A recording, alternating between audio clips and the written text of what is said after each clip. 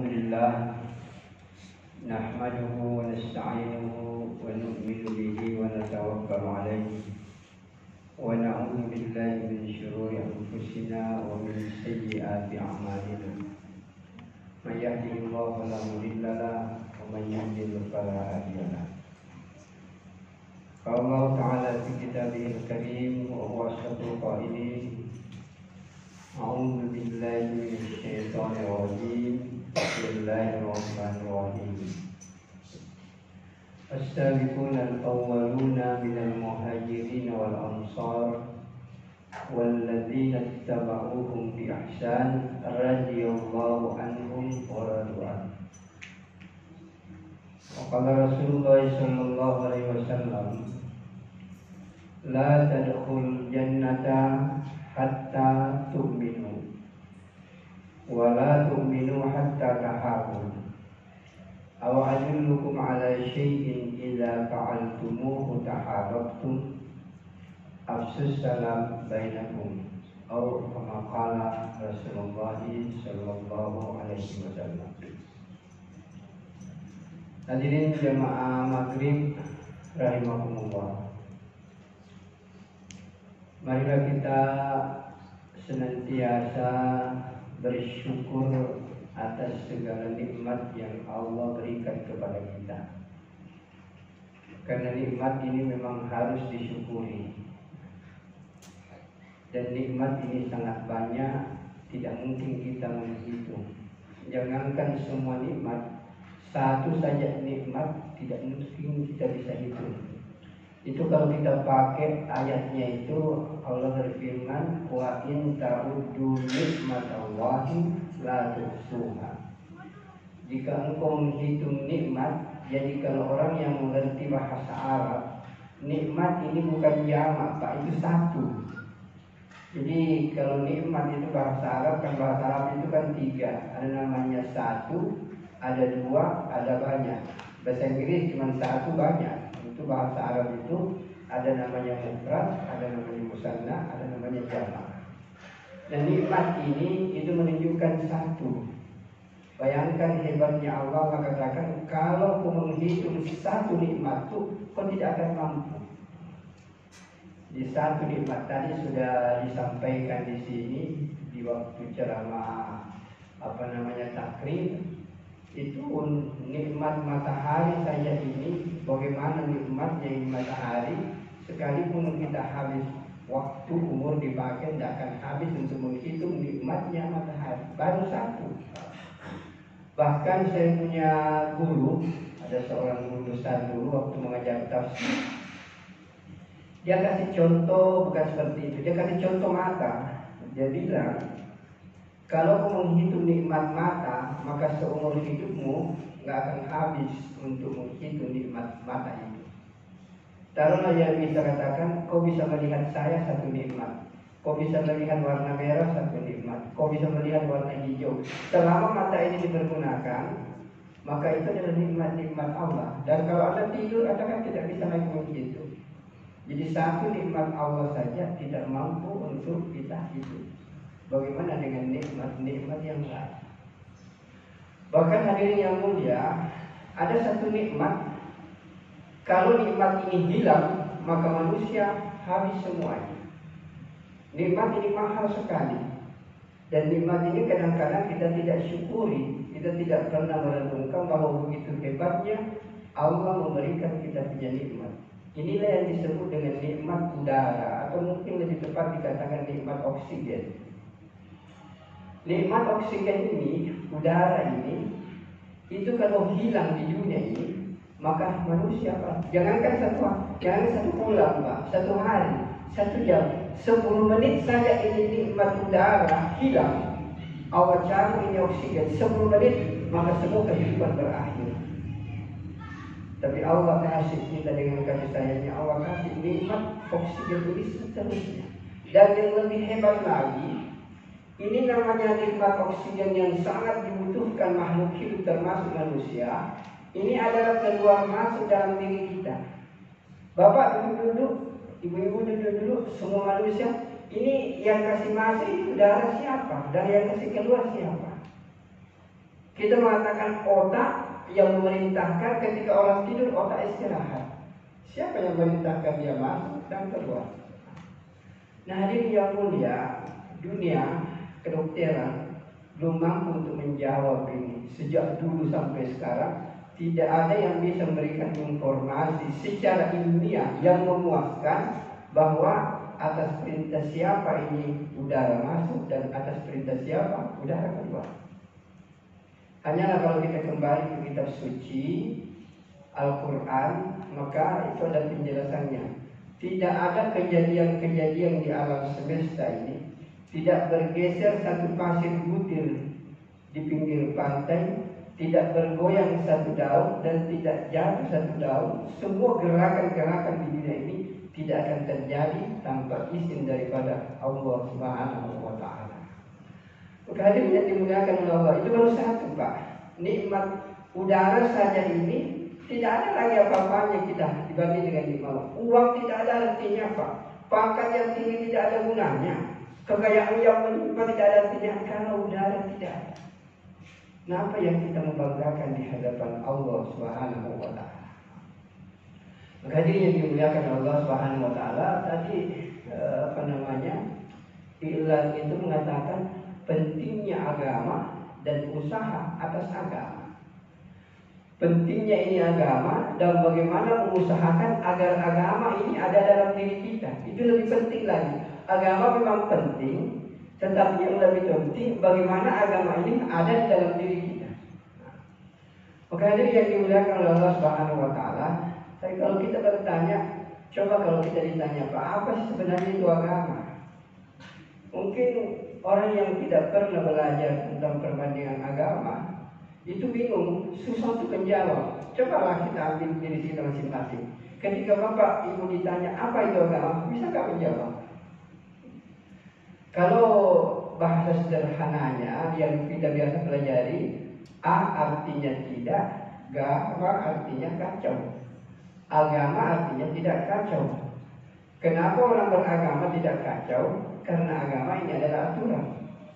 Selama orang itu mengikuti aturan, maka orang itu tidak kacau dalam hidupnya. Tapi kalau orang itu keluar dari agama, aturan, maka orang itu kacau dalam hidupnya. Itu kalau dalam bahasa Sanskertanya. Tapi sebenarnya agama itu sebenarnya intinya adalah keyakinan kepada sesuatu kekuatan yang dalam bahasa ilmiahnya namanya supranatural. Suatu hal yang yang sangat mahal di luar kemampuan manusia, tidak bisa ditawar. Hadirin yang mulia, dan inilah yang berbeda-beda. Ada yang mengatakan dewa, ada yang mengatakan Tuhan, ada yang mengatakan patung dan lain sebagainya. Jadi ada sesuatu kekuatan dahsyat di luar diri manusia, dan manusia yakin bahwa kekuatan yang dahsyat itu itulah yang mempengaruhi hidupnya. Itulah yang disebut dengan Tuhan.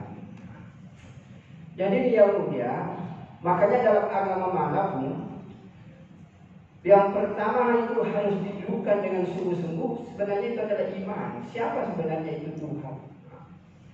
Hadirin yang mulia, jadi kalau kita definisikan secara sederhana itu, jadi kita ini manusia, ada keyakinan ada supranatural yang di luar diri manusia, dan kita yakin itu yang mempengaruhi, itu yang menentukan bahagia dan tidaknya kita. Makanya manusia harus menjalin hubungan dengan kekuatan yang luar biasa ini. Inilah disebut dengan peribadatan. Jadi ada keyakinan, ada peribadatan. Hadirin yang dimuliakan oleh Allah Subhanahu wa Ta'ala, kita kembali kepada sederhana itu Tuhan. Biasakan kita mengatakan ada orang yang mempertuhankan jabatan, ada orang yang mempertuhankan uang, dan ada orang yang mempertuhankan Allah. Nah, sekarang apa sih sebenarnya yang dimaksud dengan Tuhan? Hadirin yang mulia, sederhana saja biasa kita pelajari bahwa Tuhan itu adalah sesuatu yang dianggap penting oleh manusia. Jadi sesuatu itu dianggap penting oleh manusia. Kenapa itu dianggap penting? Karena dia yakin di situ letak kebahagiaannya. Sehingga manusia mencurahkan perhatiannya kepada yang dianggap penting itu. Pada saat seperti itu manusia sudah mempertuhankan sesuatu. Kita ambil contoh misalnya, ada orang yang menganggap penting itu uang, maka seluruh perhatiannya dicurahkan untuk menggapai itu uang. Kenapa? Karena dia yakin dengan mempunyai uang dia bisa bahagia. Maka orang yang seperti ini sudah mempertuhankan yang namanya uang. Demikian juga dengan jabatan. Ada orang yang menganggap bahwa jabatan ini penting, karena dia yakin dengan jabatan ini dia bisa bahagia. Maka seluruh perhatiannya, pikirannya, kerisauannya, perluannya diarahkan bagaimana menggapai itu jabatan. Maka orang yang kalau sudah berada pada posisi seperti ini, dia sudah mempertuhankan jabatan. Nah, ada orang yang mempertuhankan Allah. Kenapa dia mempertuhankan Allah? Karena dia yakin kebahagiaannya terletak pada Allah. Maka seluruh hidupnya, seluruh perhatiannya dicurahkan untuk menggapai keridaan Allah. Maka orang yang seperti inilah yang disebut dengan mempertuhankan Allah. Maka hadirin yang dimuliakan oleh Allah Subhanahu wa taala, maka dalam bahasa agama kita inilah yang disebut dengan keyakinan. Semakin kuat keyakinan kita terhadap Allah, maka semakin kuat pengamalan agama kita. Jadi pengamalan agama ini itu berbanding lurus dengan kekuatan iman. Semakin kuat keimanan seseorang, semakin kuat mengamalkan agama. Dan semakin lemah keimanan seseorang, maka semakin lemah orang itu mengamalkan agama. Dan kalau orang itu tidak ada keyakinan terhadap Tuhan, maka orang itu tidak akan mengamalkan agama. Maka hal ini yang dimuliakan oleh Allah Subhanahu wa taala, maka yang pertama diperbaiki dalam agama Islam itu adalah iman. Dan inilah yang diusahakan Nabi dalam periode Mekah, Pak, itu selama 13 tahun Nabi mendakwakan ini agama. Itu 13 tahun dihabiskan Nabi untuk memasukkan keyakinan terhadap siapa pencipta alam semesta ini. Itu diulang. Bahkan banyak ulama yang berpendapat bahwa semua ayat-ayat yang turun di Mekah itu tujuannya adalah untuk memperkuat keyakinan manusia. Makanya bacalah ayat-ayat yang semua yang turun di Mekah. Terutama juz 30 itu adalah bisa dikatakan adalah juz yang konsentrasinya penekanannya untuk penekanan bagaimana meningkatkan iman. Maka hadirin yang dimuliakan oleh Allah Subhanahu wa taala, jadi dengan iman yang kuat ini kita mengenal siapa Allah, maka disinilah awal daripada segala-galanya. Dalam sebuah hadis qudsi, hadirin yang dimuliakan oleh Allah Subhanahu wa taala, Allah menjelaskan sederhana begini. Ila wajadtani wajadta kulla syai. Wa ila faqadtani faqadta kulla syai.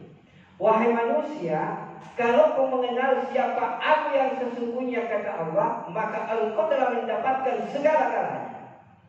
Tapi kalau kau tidak mengenal siapa aku kata Allah, kau tidak memiliki apa-apa pun dalam hidup kamu.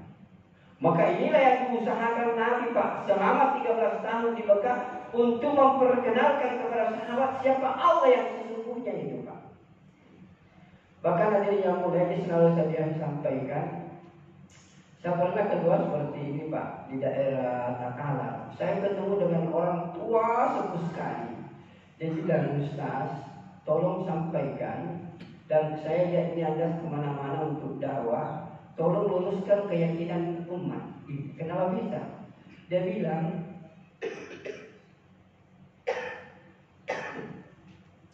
umat sekarang ini tahu syahadat. Asyhadu an la ilaha illallah wa asyhadu anna Muhammadar Rasulullah. Tapi dia tidak mengerti itu syahadat itu. Hanya sampai ucapan saja. Kayak burung beo katanya biasa mengucapkan itu, tapi tidak tahu, tidak melusuk sampai ke dalam. Tapi kenapa bisa, Pak?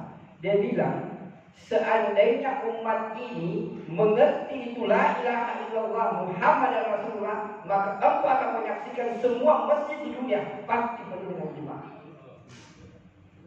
Ini orang tua tapi luar biasa, Pak. Jadi saya langsung hampir menangis di daerah terpencil, tapi toh kekuatan dahsyat yang dia miliki. Tambahkan dia senantiasa sudah berada di masjid sebelum azan dikumandangkan. Dia katakan bahwa seandainya umat ini mengetahui betul apa makna la ilaha illallah Muhammad Rasulullah, maka orang itu dia katakan sudah berada di masjid sebelum azan dikumandangkan. Maka hadirin yang dimuliakan Allah Subhanahu wa taala, maka yang menjadi dasar persoalan utama dalam kehidupan beragama ini mengenal sebenarnya siapa Allah yang sesungguhnya. Dan ketika kita mengenal Allah, Pak, tidak ada yang kita rindukan kecuali jumpa dengan Allah Subhanahu wa taala. Inilah pokok dasar yang disebut dengan agama. Jadi agama ini sebenarnya adalah bagaimana menghubungkan diri kita dengan kekuatan dahsyat ini yang dalam agama kita disebut dengan Allah. Dan yang pertama itu harus diperbaiki adalah iman, keyakinan yang sempurna terhadap Allah Subhanahu wa taala. Maka hadirin yang mulia, namun dalam literatur keagamaan selalu kita pelajari bahwa iman ini ada yang namanya ilmu yakin, ya.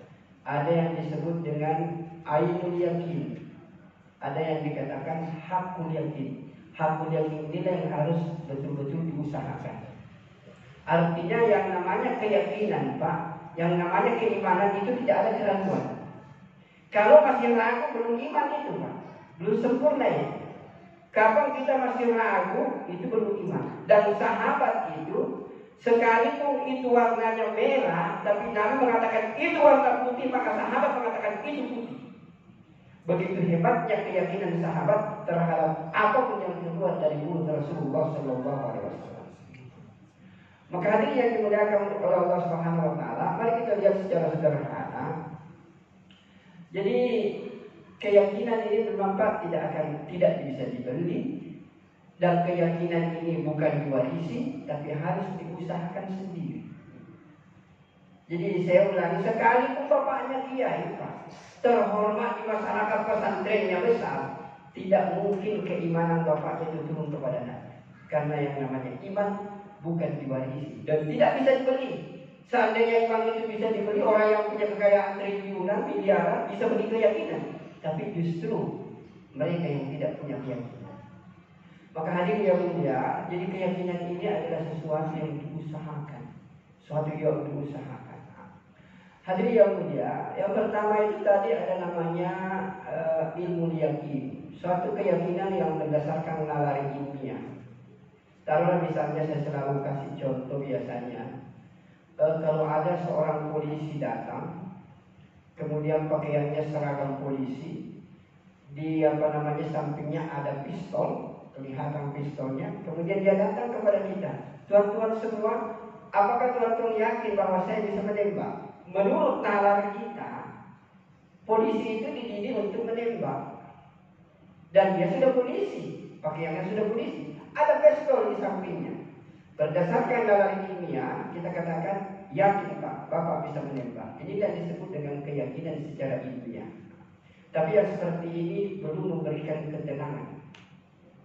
Yang kedua ada yang namanya ainul yakin, suatu keyakinan yang berdasarkan panca indera. Di panca indera kita ini, penglihatan, pendengaran, dan lain sebagainya ini, itu bisa melahirkan keyakinan. Jadi taruhlah misalnya ainul yakin, jadi panca indera ini, tapi yang lebih berpengaruh itu adalah panca indera penglihatan. Tadi itu polisi mengatakan kita yakin Pak bisa mengenal Bapak polisi. Tapi kalau dia katakan begini, supaya kau yakin bahwa saya bisa menembak, ambil baterai 5, kau susun di sana kira-kira 10 meter lah. Dia ambil pistolnya, dia tembak 5 kali, semuanya jatuh. Kemudian dia tanya, Bapak-bapak yakin nggak bisa saya menembak? Pasti kita mengatakan kita yakin. Kenapa? Karena sudah dilihat dengan panca indera. Keyakinan seperti inilah yang disebut dengan ainul yakin. Tetapi keyakinan seperti ini masih ada keraguan. Yang tidak ada keraguan adalah ketika orang berada pada hakul yakin, analisa ilmiahnya ada, kemudian didapatkan dengan panca indera, bisa juga dengan perenungan. Maka yang mulia, contohnya sederhana, polisi itu mengatakan, Tuan, tadi kami yakin bahwa saya bisa menembak, saya polisi, Kemudian sudah dilihat 10 meter, saya tembak 5 kali, jatuh semuanya. Sekarang untuk meyakinkan apakah anda yakin bahwa saya bisa menembak? Sekarang saya taruhannya. Tadi kan 10 meter kau berdiri, ditembak 5 kali, jatuh semuanya. Sekarang tidak usah 10 meter, kau berdiri di depan saya 1 meter saja. Kau timpang itu baterai di atas kepalamu, menghadap kepada saya akan tembak. Apa jawaban kita? Jangan kau dulu Pak, nanti kepala aku kena. Ya. Jadi kalau kita mengatakan jangan, itu berarti kita tidak yakin. Padahal secara ilmiah kita sudah tahu dia bisa menembak. Secara kasat mata kita bisa lihat jauh saja jatuh semuanya. Mana 1 meter tidak bisa jatuh Pak? Tidak mungkin. Jadi dia bilang, nah karena kemana berarti Anda tidak yakin. Beginilah caranya orang beragama sekarang ini Pak. Dia yakin Al-Quran itu datangnya dari Allah, tetapi dia tidak laksanakan dalam kehidupan. Ini berarti dia tidak berada pada hakul yakin. Maka ada yang dimuliakan oleh Allah Subhanahu wa taala. Inilah keyakinan seperti ini Nabi selalu mengulang-ulang para sahabat, selalu mengulang sehingga bahkan sahabat itu ketika kembali ke rumahnya, keyakinannya bergoyang saja sedikit, dia berteriak, "Saya munafik." Satu ketika ada seorang sahabat namanya Hamzah. Waktu dia berada di majelis Nabi cerita tentang surga, Nabi cerita tentang neraka. Sepertinya neraka itu tergambar di hadapan para sahabat. Takutnya itu. Dan ketika Nabi cerita tentang surga, sepertinya sahabat mau melompat masuk ke dalam surga. Begitu nikmatnya itu surga. Tapi apa yang terjadi Pak? Setelah sahabat ini pulang ke rumahnya, bercanda dengan istri, bergaul dengan anak, bercumbu dengan istrinya, lupa. Sehingga dia bilang ini, saya ini munafik di hadapan Nabi, iman saya seperti ini. Kok kembali ke rumah seperti ini keadaannya? Berarti saya munafik. Maka berteriaklah dia, hal salah munafik, hal salah munafik. Ketemu dengan Abu Bakar. Dia bilang, nauzubillah min dzalik. Tidak mungkin hal salah munafik. Kemudian diceritakanlah bahwa kalau kita berada di hadapan Nabi, kayaknya surga di depan mata kita, neraka di hadapan kita. Kalau kembali ke rumah, kenapa berubah? Abu Bakar bilang, saya juga seperti itu. Maka keduanya datang untuk menghadap kepada Rasulullah SAW. Kemudian Nabi katakan, wahai sahabatku, memang begitulah keadaannya. Seandainya keyakinanmu terhadap agama ini itu seperti ketika engkau berada di hadapanku, tidak ada yang goyang 24 jam, maka yakin dan percaya malaikat akan datang jabat tangan dengan kamu semuanya, dan aku akan dituntut oleh malaikat. Tapi Nabi katakan kita ini adalah manusia. Di dalam diri kita ada 2 potensi, potensi ketaatan dan potensi keingkaran. Kapan potensi ketaatan muncul, maka itu yang akan mendominasi kita. Tapi ketahuilah bahwa kita ini bukan hanya untuk untuk konsentrasi, kita juga harus yakin untuk bahwa kita ini adalah di dunia. Dan itu terbukti ketika suatu saat Pak. Jadi jangan juga meninggalkan dunia ini, tapi jangan juga lari dari dunia lupa kepada akhirat. Suatu ketika ada beberapa orang datang bertanya kepada Aisyah radhiyallahu anha. Jadi dia bertanya di balik tabir. Jadi itu dulu istri Nabi, kalau ada orang yang datang bertanya kepada Aisyah, bertanya di hadapan di balik tabir saja. Wahai Aisyah, saya mau tanya di mana ibadahnya Nabi? Maka diterangkan begini ibadahnya Nabi, begini puasanya, begini zikirnya, begini salatnya. Dia bilang kalau begitu, ini ada 3, langsung ambil keputusan. Kalau begitu, tidak bisa kita kalahkan Nabi. Kalau begitu pokoknya saya ini kalau malam tidak akan tidur. Saya tahajud sepanjang malam. Karena Nabi tidak tahajud sepanjang malam, tapi Nabi ibadah yang lain. Yang satunya mengatakan saya mau puasa seumur hidup saya. Pokoknya saya mau puasa, Yang satunya bilang saya tidak mau beristri. Pokoknya mau beribadah saja. Ini penjelasan sahabat ini didengar oleh Nabi. Dengan Nabi, dia bilang, wahai sahabatku, Anda harus tahu, akulah orang yang paling takwa di antara kamu. leharku dibanding dengan kamu semua. Tapi ketahuilah, saya juga tahajud, saya juga tidur, saya juga makan, dan saya juga puasa, saya juga beristri, dan saya juga mengerjakan pekerjaan dunia. Artinya Nabi menganjurkan kepada kita bahwa bukan kehidupan kita ini hanya betul-betul untuk kesana semuanya, kemudian melupakan dunia. Oleh karena itu di dalam Al-Quran dikatakan wabtaghi fima ataka Allahu daral akhirah. Manfaatkanlah seluruh apa yang Allah berikan kepadamu, bangun untuk kepentingan akhirat. Jadi semua apa yang Allah berikan itu harusnya dimanfaatkan untuk kepentingan akhirat. Harta untuk kepentingan akhirat, ilmu untuk kepentingan akhirat, jabatan untuk kepentingan akhirat, kehidupan hanyalah untuk kepentingan akhirat. Namun Allah katakan wala tansah nasibaka minad dunya. Tapi jangan kau juga lupa dunia, karena kau masih hidup di dunia. Kau masih mau makan, kau masih mau tidur, mau punya rumah, mau punya ini dan lain sebagainya. Jadi kalau itu dianggap persen-persennya tidak 50-50 Pak, lebih cenderung banyak kepada akhiratnya itu. Maka hadirin yang mulia, biasanya kita ambil contoh begini. Kalau ada pembantu kita suruh pergi belanja. Mau pergi belanja lah, belanja beli beras, beli ikan, beli macam-macam lah. Kemudian kita katakan, jangan kau lupa beli garam. Kira-kira kalau dia ke pasar, begitu masuk ke pasar langsung beli garam 1 karung Pak. Kemudian sedikit beli beras, beli dan lainnya. Kira-kira kalau pulang ke rumah, marah nggak yang tuan rumah ini? Pasti marah. Begitulah Allah memberikan kita waktu umur hidup di dunia ini. Kau pakailah untuk akhirat, tapi jangan lupa dunia. Nah kira-kira kalau dunia yang menonjol, kira-kira marah nggak Allah kepada kita?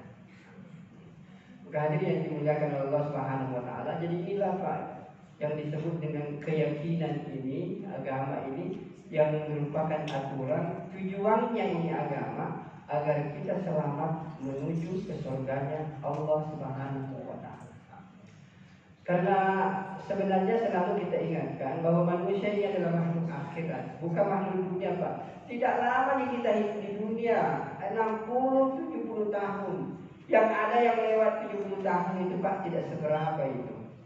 Yang kurang 60 tidak seberapa. Rata-rata umat Nabi ini Pak boleh dikalkulasi tiap orang meninggal rata-rata 60-70. Maka hadirin yang dimuliakan Allah Subhanahu wa taala, ini sudah banyak saja umur 60 ini. Sudah pensiun. Yang sudah pensiun Pak hati-hati mau pikir.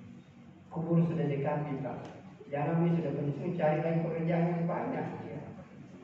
Maka hadirin yang dimuliakan oleh Allah Subhanahu wa taala, saya mau tunjukkan supaya kita yakin Pak dengan keyakinan itu, supaya kita yakin bahwa Al-Quran itu benar Pak. Kita yakin bahwa hadis itu benar itu. Mari kita lihat kehidupan para sahabat. Begitu yakinnya dengan Al-Quran, begitu yakinnya dengan apapun yang keluar dari Nabi. Mari kita lihat, taruhlah misalnya Abu Bakar. Abu Bakar ini kan punya keyakinan yang luar biasa Pak. Dalam peristiwa Isra Mi'raj itu kan diceritakan. Waktu Nabi habis Isra Mi'raj dari langit, kemudian sampaikan berita kepada pemuka-pemuka Quraisy. Kemudian pemuka Quraisy mengatakan, Allah ini Muhammad ini gila betul. Bagaimana mungkin kau dari Masjidil Haram kemudian ke Palestina, naik ke langit dan tiba kembali sebelum subuh? Betul-betul kau sudah gila. Waktu ribut seperti ini datang Abu Bakar. Tuan-tuan ini kenapa ribut? Dia bilang itu temanmu sudah gila betul. Bilang apa yang terjadi? Dia bilang masa dia bilang dari sini ke Masjidil Al-Aqsa naik ke langit dan tiba kembali di sini. Tapi hebatnya Pak, apa yang diceritakan Nabi lewat penjelasan itu bahwa begini modelnya Masjid Al-Aqsa, ada kafilah di kilometer sekarang, sebentar lagi masuk Mekah. Semua penjelasan Nabi tidak bisa jalankan. Tetapi susah juga untuk dipercaya. Hadirin yang mulia, dalam konteks seperti ini Abu Bakar datang betul ke Muhammad, katakan seperti itu. Saya bilang betul. Dia bilang lebih tidak masuk di akal daripada itu, lebih gila daripada itu. kalau itu keluar dari mulutnya Muhammad, saya yakin pasti itu adalah kebenaran. Inilah yang disebut dengan keyakinan, Pak. Yakin seperti kita kayak dengan sabda-sabda Nabi. Saya kasih contoh, Pak. Dan ini sudah banyak diungkap, dibutuhkan di mana. Ada namanya salat Isra. Salat Isra itu kan kita menunggu kira-kira 80 menit, 90 menit dari masuknya waktu subuh kita salat 2 rakaat, kemudian dapat pahala haji dan umrah. Yakinkah kita, Pak? Orang menghabiskan uangnya berpuluh-puluh juta, beratus juta untuk naik haji, Pak. Ini ada fasilitas yang Allah berikan, hanya menunggu saja habis salat subuh, kemudian sikir-sikir, kemudian ikut ta'lim, baca Quran, kemudian salat 2 rakaat. Pahalanya kata Nabi seperti pahala haji, umrah, tamatan. 3 kali yang mengatakan sempurna. Beberapa orang yang mengamalkan salat sunat Isra. Hadirin yang mulia, karena kita tidak yakin. Nah, seandainya orang yakin dengan apa yang keluar dari mulut Nabi, maka orang menyesal, Pak, kalau tidak salat sunat 2 rakaat sebelum subuh. Berapa nilainya salat sunat subuh, Pak? Nabi katakan khairun minad dunya wa ma fiha, lebih baik daripada dunia beserta seluruh isinya. 2 rakaat. Berapa lama kita kerjakan 2 rakaat? 1 jam? Tidak. Setengah jam? Tidak. 2 menit, Pak. Kalau Bapak tidak yakin masuk masjid, iqamah 2 menit, Bapak masih bisa kejar itu. 2 menit kita salat lebih baik daripada dunia beserta seluruh isinya. Ini namanya keyakinan. Biasa kalau dia ada mahasiswa, saya tanya, itu HP kamu nak berapa harganya? Bilang 2 juta, ada yang mengatakan 5 juta, ada yang mengatakan 10 juta. Tapi saya bilang kalau itu HP mu hilang, pusing kan? Ya pusing. Nah, hadirin yang mulia, saya bilang kalau HP kamu hilang, Anda pusing, Anda bingung, Anda bimbang. Nah, saya tanya, kalau salat sunat subuh tidak kau kerjakan, pusing gak Anda? Saya bilang sepertinya biasa-biasa di Ustaz. Bayangkan, HP harga 2 juta hilang, Pak, luar biasa susahnya. Tapi salat sunat 2 rakaat yang nilainya lebih hebat daripada seluruh pabrik HP yang ada di dunia, biasa-biasa saja. Inilah keyakinan kita, Pak, sekarang. Inilah yang mau diperbaiki, Pak, dengan keluar seperti ini. Inilah yang mau diperbaiki dengan meninggalkan untuk sementara harta, meninggalkan jabatan, meninggalkan rumah, agar keyakinan ini pelan-pelan masuk di dalam diri kita, sehingga kita membantu membangun akhirat kita. Maka yang dimuliakan Allah Subhanahu wa Ta'ala, mari kita tunjukkan contoh-contoh yang ada, dan kita hafal contohnya semua. Waktu Nabi mau hijrah, itu kan Nabi sudah di kebun rumahnya. Ada riwayat mengatakan 70 orang, ada yang mengatakan 100 orang yang sudah pedang terkhusus ingin membunuh Nabi pada malam hari itu. Dalam keadaan genting seperti itu, Nabi panggil Ali, kau datang ke sini malam ini, saya diperintah oleh Allah untuk hijrah bersama Abu Bakar. Sekarang kau gantikan saya di tempat tidur saya. Nabi Ali tahu, wah, taruhannya nyawa ini. Karena Ali juga tahu bahwa ini rumah sudah dikepung. Kemudian Nabi katakan, wah Ali, kau tidur di situ, kau pakai selimutku, dan saya hanya sampaikan, itu di sudut rumah itu ada barang-barang titipan, barang amanah. Besok setelah saya pergi hijrah, itu barang-barang kau kembalikan kepada orang, dan setelah kau kembalikan kepada orang, kau juga ikut hijrah ke Madinah. Langsung Ali yakin, oh, berarti malam ini saya tidak mati, karena Nabi bilang besok kau kembalikan itu barang, kemudian hijrah juga ke Madinah. Berarti saya juga akan hijrah, berarti tidak mati saya malam ini. Begitu hebatnya keyakinannya, karena dia yakin. Nabi bilang. Nah, ini yang mulia, kira-kira yang kedua lah, Pak. Ini orang yang membunuh Nabi, dia mulai. Kemudian dibuka itu selimut, tinggal ditusuk. Pimpinan mereka itu dulu. Ini bukan Muhammad, ini Ali. Kalau ini yang kita bunuh, persoalan besar yang kita hadapi. Karena ini Ali bukan orang biasa. Abu Talib, Pak, didengar saja namanya orang sudah takut. Apalagi kalau dibunuh anaknya, luar biasa persoalan besar. Dan ini bukan tujuan kita. Mari kita berpencar dari Muhammad. Yang hebatnya, Pak, ribuan orang di sekitar Ali tidak bangun. Luar biasa banyaknya tidurnya. Kemudian suatu saat Ketika dia meninggal di Halifah, ditanya, wahai Halifah, kapan engkau merasakan nikmatnya tidur? Maka Ali katakan, tidak ada tidur yang paling nikmat yang pernah aku rasakan kecuali ketika menggantikan posisi Nabi pada malam hijrah ketika Nabi mau dibunuh. Sekarang pertanyaan saya, Pak, kalau Bapak ada orang dibunuh, kemudian dia bilang gantikan tempat tidur saya, Bapak masih bisa tidur? Tidak tidur begitu, Pak. Hadirin yang ini namanya keyakinan. Nah, keyakinan kita yang seperti inilah yang mau diperbaiki, Pak. Yakin dengan agama ini, bahwa dengan agama ini kita bisa selamat di dunia dan selamat di akhirat. Tanpa agama mustahil kita bahagia di dunia dan bahagia di akhirat. Karena tujuan Allah menurunkan agama ini, kita bisa lihat Pak, para penafsir dulu itu dibuka di mana selalu menulis Anzalallahu hadzal kitab li sa'adatil insan fid dunya wal akhirah. Allah menurunkan ini Al-Quran tujuannya agar manusia bahagia di dunia dan manusia bahagia di akhirat. Jadi kalau ada orang yang tidak merasa bahagia dengan ini agama, Pak, itu berarti ada yang salah dalam memahami agama dan ada yang keliru dalam mengamalkan agama. Apabila agama ini dipahami dengan benar, apabila agama ini diamalkan dengan benar, orang itu Pak akan bahagia dalam hidupnya sekalipun dia hidup di dalam garis kemiskinan. Maka ini yang dimuliakan oleh Allah Subhanahu wa taala. Inilah pentingnya agama dan inilah usaha bagaimana agama itu wujud dalam diri kita. Maka ini yang dimuliakan oleh Allah Subhanahu wa taala. Inilah yang kita lakukan. Kenapa mesti keluar di jalan Allah Subhanahu wa taala? Perlu saya garis bawahi bahwa agama ini, kalau Bapak mau melihat agama ini baik, sebenarnya 3 saja. Tidak terlalu banyak. Bapak melihat agama ini diamalkan, dilaksanakan, menghasilkan ketenangan dan kebahagiaan, cuma 3 saja. Pertama, pelajari. Yang kedua, amalkan. Yang ketiga, sampaikan. Itu saja sebenarnya. Dan ini yang disampaikan oleh Nabi. Dia mengajarkan sahabat, kemudian kasih contoh untuk mengamalkan, kemudian dia suruh untuk menyampaikan. Agama ini akan baik, Pak, akan wujud di tengah-tengah masyarakat apabila ini hidup. Pelajari, amalkan, sampaikan. Nah, apakah kita sudah lakukan ini? Kalau tidak, bagaimana kita mau melihat agama ini betul-betul teramalkan dalam kehidupan? Maka hadirin yang dimuliakan oleh Allah Subhanahu wa taala, oleh karena itu ada hadis Nabi katakan bahwa di akhir zaman ini apabila umatku mengamalkan al-usyru kama umir, 10% saja waktunya dia pakai betul-betul untuk agama, Allah akan menyelesaikan persoalannya di dunia.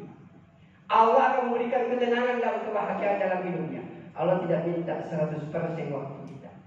Nabi katakan al-usyru kama umir, 10% dari waktu kita betul-betul kita pakai untuk agama, maka di akhir zaman ini merasakan kenikmatan, kebahagiaan dan ketenangan.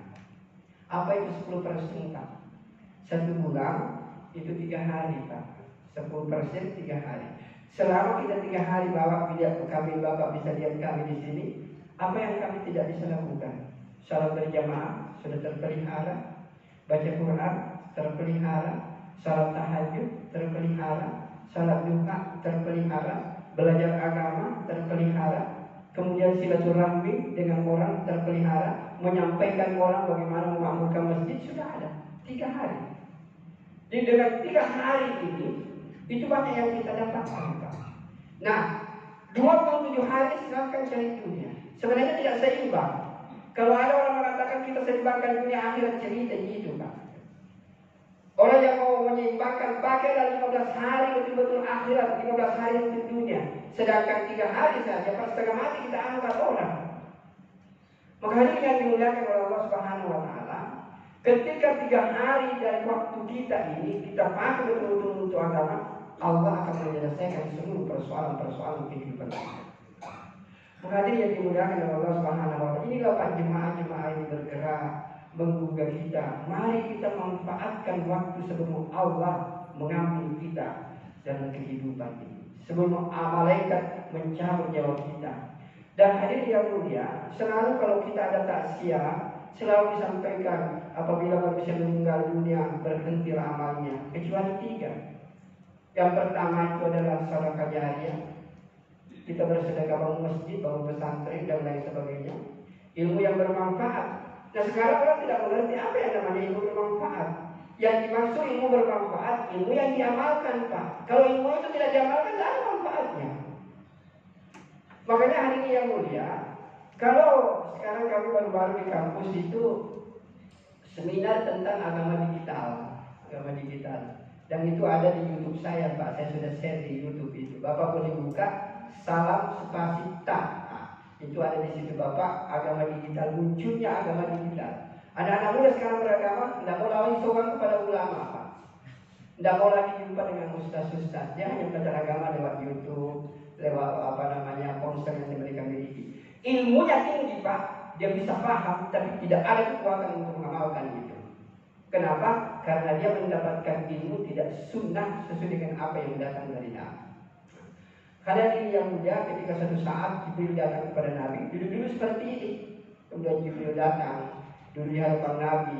Kemudian Nabi Jibril mengatakan, "Akhirni anil Islam, apakah itu Islam, apakah itu iman, apakah itu ihsan?" Kemudian Nabi menjawab. Kemudian Nabi mengatakan, setelah Jibril berangkat, kemudian Nabi mengatakan, "Wahai sahabatku, kau tahu siapa tadi itu?" Dia bilang, "Itulah Jibril yang mengajarkan kepada kamu agamamu dan bagaimana caranya mempelajari agama." Saya masih ingat dulu, mungkin ada dari Al-Azhar. Itu Al-Azhar dulu perguruan tinggi, Pak. Itu waktu pendidikan mau dibawa keluar, semua ulama protes. Karena dia yakin itu tidak sunnah. Jadi ilmu itu nanti akan berberkah, Pak. Kalau kiainya di sini, dulu di sekitar sini, barulah ilmu itu ada dan mudah untuk kita mengamalkan. Nah, maka hadirin yang dimuliakan oleh Allah Subhanahu Wa Taala, bahkan ada seorang Amerika yang kemudian baru masuk Islam, kemudian tidak lama belajar, Pak, langsung dia tutup hijab dirinya. Kemudian orang mengatakan di situ, ini agama susah lagi diterapkan sekarang dengan kemajuan teknologi. Dia bilang itu orang yang baru masuk Islam karena bapak mengajak mempelajari Islam tidak sunnah, maka bapak tidak ada kekuatan untuk mengamalkan agama. Dan kalau kita mempelajari agama dengan sunnah, maka ada kekuatan untuk mengamalkan itu agama. Nah, maka hadirin yang dimuliakan oleh Allah Subhanahu Wa Taala, inilah Pak jemaah-jemaah bergerak dan apa kehebatannya? Nanti bapak buka kalau pulang ke rumah. Surah Taubah ayat 19 kalau saya tidak salah. Itu Allah katakan, "Ja'altu siqayatal haji wa imaratal masjidil haram kaman amana billahi wal yawmil akhir wa jahada fi sabilihi la yastawuna indallah." Jadi Allah mengatakan begini, sama pahalanya, nilainya orang yang memakmurkan Masjidil Haram dengan orang yang memperjuangkan agama. Allah mengatakan tidak sama. Bayangkan, Pak, kalau di Masjidil Haram, satu kali orang sholat di Masjidil Haram sama dengan 100.000 kali di sini. Berapa 100.000 kali, Pak? Lebih 277 tahun. Jadi satu hari Bapak sholat di Masjidil Haram sama nilainya kalau sholat di masjid ini 277 tahun. Dan Allah katakan, keluar memperjuangkan agama satu hari lebih hebat daripada Anda sholat di Masjidil Haram. Maka hadirin yang dimuliakan Allah Subhanahu Wa Taala, kemudian kalau kita meninggal dunia habis pahala, tetapi kalau kita memperjuangkan agama, Pak, ada orang yang kita ajak untuk kebaikan, ada orang yang kita ajak untuk mengerjakan sholat ini, menghidupkan ini. Kalau kita sudah meninggal dunia, ini masih diamalkan, maka pahala akan mengalir terus selama-lamanya. Dan terakhir, saya ingin menyampaikan, orang yang datang Pak ke Indonesia dulu, itu ribuan tahun yang lalu, tidak ada kapal, tidak ada pesawat, perahu-perahu kecil saja, Pak. Antara Mekah dengan Indonesia, lautan India itu, Pak, gelombangnya itu luar biasa dahsyatnya. Tapi dengan kekuatan iman, dia menembus itu lautan, nyawa taruhannya, anak ditinggal, kemudian hanya untuk menyampaikan agama di Indonesia. Namanya di Nusantara. Nah sekarang ini, Pak, dia sudah dikubur. Apa yang terjadi? 100 juta orang Indonesia sholat, 100 juta pahala masuk ke dalamnya. 200.000 orang pergi haji, pahala 200.000 masuk ke dalamnya. Tidak pernah lagi istirahat, pahala terus masuk. Dan inilah yang kita mau setelah kita meninggal dunia, pahala ini akan terus mengalir kepada kita. Di samping daripada itu, tugas kita sudah selesai. belajar agama, mengamalkan agama, kemudian menyampaikan agama. Inilah yang disebut dengan pentingnya agama dan pentingnya usaha atas agama. Apa yang saya sampaikan Bapak-bapak, kalau itu benar, itu pasti datangnya dari Allah. Dan kalau itu salah dan keliru, itu bersumber dari kebodohan dan keterbatasan yang saya miliki. Yang jelas kalau kita mau enak dalam hidup ini, sederhana saja. Perbaiki hubungan dengan Allah, harmoniskan hubungan dengan sesama manusia. Kalau kita baik kepada Allah dan baik kepada sesama manusia, itulah surga sebelum masuk ke surga yang sesungguhnya. Baik, kita tutup dengan doa kepala majelis. Subhanallah wa bihamdika, asyhadu an la ilaha illa anta, astaghfiruka wa atubu ilaik. Subhana rabbika rabbil izzati amma yasifun, wa salamun alal mursalin, walhamdulillahi rabbil alamin. Assalamualaikum warahmatullahi wabarakatuh.